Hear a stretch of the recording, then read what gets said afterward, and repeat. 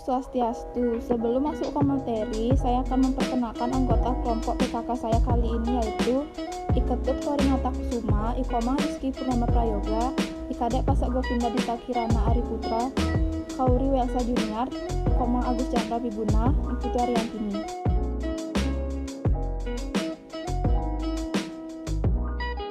Menyusun laporan keuangan.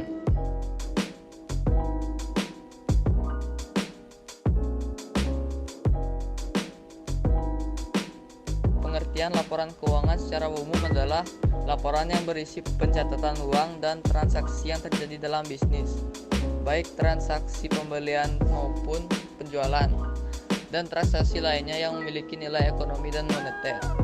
Jika melihat dari penjelasan di atas, tentu bisa ditarik kesimpulannya kalau pengertian laporan keuangan adalah laporan yang berisi data transaksi keuangan perusahaan pada periode tertentu.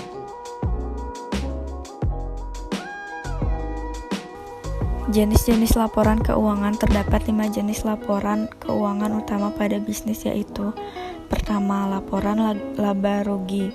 Laporan laba rugi adalah laporan finansial perusahaan yang dibuat oleh bisnis untuk mengetahui pengeluaran dan pemasukan bisnis secara mendetail. Terdapat 2 jenis laporan laba rugi yang biasa digunakan oleh bisnis. Pertama adalah single step dan kedua adalah multiple step. Apa itu laba rugi single step? Laporan laba rugi single step atau langkah tunggal hanya menunjukkan satu kategori pendapatan dan satu kategori pengeluaran. Laporan ini bersifat sederhana, tidak berisi detail perputaran keuangan yang terjadi pada perusahaan tersebut. Apa itu laporan laba rugi multiple step? Laporan laba rugi multiple step berisi lebih banyak informasi umum daripada yang disertakan dalam laporan laba rugi single step. Tetapi laporan ini menggunakan banyak persamaan untuk menentukan keseluruhan perhitungan laba rugi. 2. Laporan arus kas. Jenis laporan keuangan yang kedua adalah laporan arus kas. Laporan arus kas atau yang biasa disebut dengan cash flow ini sendiri dapat diartikan sebagai catatan keuangan yang berisi informasi tentang pemasukan dan pengeluaran selama satu periode. Ketiga, laporan perubahan modal. Laporan perubahan modal atau ekuitas adalah salah satu jenis laporan keuangan yang penting terutama untuk perusahaan publik.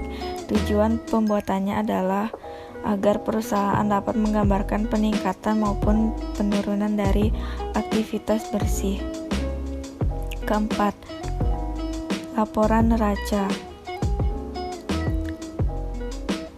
Laporan keuangan yang selanjutnya adalah laporan neraca. Laporan neraca atau balance sheet biasanya terdapat beberapa informasi mengenai akun-akun aktiva serta hal-hal yang menjadi kewajiban perusahaan dalam satu periode. Kelima, catatan atas laporan keuangan. Catatan atas laporan keuangan mengacu pada informasi tambahan yang membantu menjelaskan bagaimana perusahaan sampai pada angka laporan keuangannya.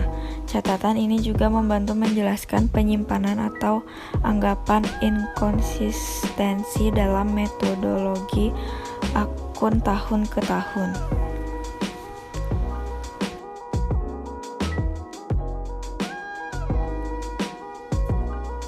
Fungsi laporan keuangan untuk bisnis.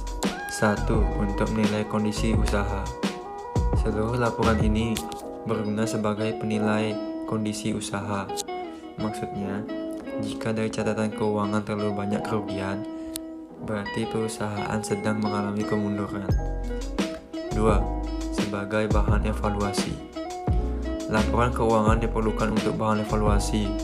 Bisa dipastikan jika tidak ada laporan tersebut, evaluasi yang dilakukan tidak akan maksimal, bahkan seperti melakukan hal yang sia-sia.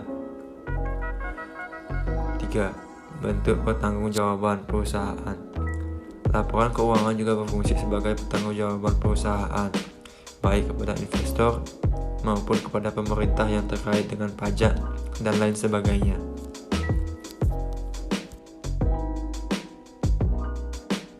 Kesimpulannya adalah, laporan keuangan bisa dianalogikan sebagai raport untuk bisnis Anda. Di dalam sana, berisi seluruh data terkait keuangan bisnis secara menyeluruh, sehingga Anda bisa mengetahui kesehatan keuangan bisnis Anda dengan baik. Seluruh laporan ini bisa membuat perencanaan bisnis yang lebih matang, dikarenakan Anda bisa melakukan improvisasi berdasarkan data faktual pada laporan tersebut.